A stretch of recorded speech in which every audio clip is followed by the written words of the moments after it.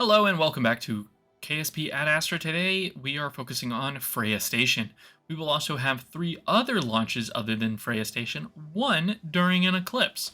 But first, I'd like it if you could please like, share, subscribe, do all of those things. It really helps me out, and I'm trying to get monetized by the end of the month. So yeah, thank you. Freya Station, here we are. We are launching that first. And look at that beautiful view as we send our rocket up into space. Blackrock has really outdone himself. He's just a god at this point. Anyway, it is currently off into its orbit. As we will see, the second stage has separated, and now you can see the small core that will be of Freya Station. Up in the top right-hand corner, you will see our first stage on its way down to the surface, while our second stage is in the main screen, finishing up its orbital insertion burn. Now, we are going quite fast, and there we go. Our orbit is dealt with, and we will zoom in on the top right-hand corner. In the top right-hand corner, well, it's now in the middle of the screen, we will see our first stage land in the ocean, ready for recovery. Now, our second stage will boost our rocket out to the Minmus. Now, due to the time that we are launching it, it actually has a strange little transfer window. It's actually it's inopportune. And because of where it is, it'll actually take longer to get there than our next mission will be, which will be launching roughly 7 days later. So, which is just kind of funny. So, it'll be launching 7 days later, but the other mission will be reaching there hours before this one does. So, here is the burn to, this is our Minmus injection burn, I believe it's called. And it is going to shoot out our craft all the way out to Minmus. And we just planned our next little burn right there. Now, I have to change the fact that this should be considered a space station and not a spaceship, because that will affect our contract. Now, here's the MK comlink, and it's launching on a Phoenix 2. But as you will see, and what I have said before, it's going to Minmus. And it will get to Minmus before Freya Station gets to Minmus. But here's the kicker. It's not supposed to go to Minmus. I sent it to Minmus by mistake. It's supposed to go to the Mun. It's supposed to be a communication satellite over the Mun. But I did not send it there. It is fine. There's more than enough fuel to get from Minmus to the Mun. But here's our first stage coming back in through the atmosphere. There's more enough Delta V for it to get from Minmus to the Mun. It's just kind of funny that I sent it out to the Mun. And it is quite a mistake. But here's our first stage coming in for recovery. And there we go. It is landing. And here we are getting ready for our burn, our trans-Minmus injection burn. It is off. On its way to Minmus. Now, there will be a cut here in just a moment, and that is because I spent the time in between this going out and here deorbiting bunches and bunches and bunches of craft in low Kerbal orbit, and I did it all on live stream last week. So if you'd like to see more of like to see more KSP content, I did a lot of deorbiting. But here we are, circularizing our orbit over Minmus. And this is when I realized, looking up in the right-hand corner, that I'm actually supposed to be at the MUN. So I created my transfer window to the MUN, or created my transfer to the MUN. Luckily, it was an easy transfer, and we will be there in just a few days' time. But it's still kind of awkward. Anyway, here is Freya Station coming in for a Minmus capture burn. And it is not too far away. Technically, it is still in its transfer orbit, but that's fine. We will fix that very shortly. Now, this burn wasn't particularly hard or super intensive. It's just a simple Minmus capture. Here we go. Now we are in orbit over Minmus.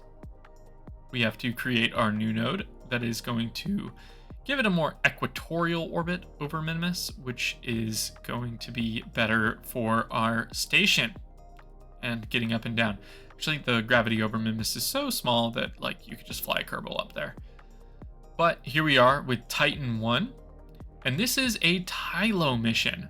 Now, it's probably not going to reach Tylo. There are multiple factors on why it probably won't reach Tylo. But it is launching during an eclipse, and its name is Titan, so that's pretty cool. But it is probably not going to reach there because I put a nuclear engine on board. And for some reason, the mod that I have chosen has nuclear engines use oxidizer. It's normally not like this in the base game, and that is my mistake. I should have checked for the oxidizer, but I did not, which has caused our issue. Anyway, it'll still probably get out to Jool, and then actually it will get out to Jool. But our bigger issue is that while it will get out to Jool, it may not be able to land on Tylo. There are two reasons for that. Either not enough delta V, but we could probably get around that with good inclination change burns and stuff like that. Like, not burn, gravity assist. We can get around that with gravity assist, most likely around Tylo, which could help us out. But the real negative here is that we did not pack enough electrical charge on this rocket, or on this lander. So even if I do get to Tylo, and even if I can land on Tylo, I have to do it entirely in daylight. And I have to have constant connection with Kerbin the entire time. I cannot have any sort of blackouts whatsoever, which just makes this mission a lot harder. But, I mean, I'm up for the challenge. But as you'll see right here, here's the issues when I discovered both issues. Here's the oxidizer issue. I found it out right here. And we ran out of electric charge, basically giving us a big issue. And it may not even be able to transmit very much science, which is also another big issue. Granted, I did give it pretty large solar panels, as you can see. So maybe it can produce enough, but I would not hold out too much hope. But either way, here it is. I'm about to commit the actual burn in just a second. After ditching the entire third stage of this rocket, which sucks. Just so much fuel and a nuclear engine stuck in low Kerbin orbit. It is such a shame. But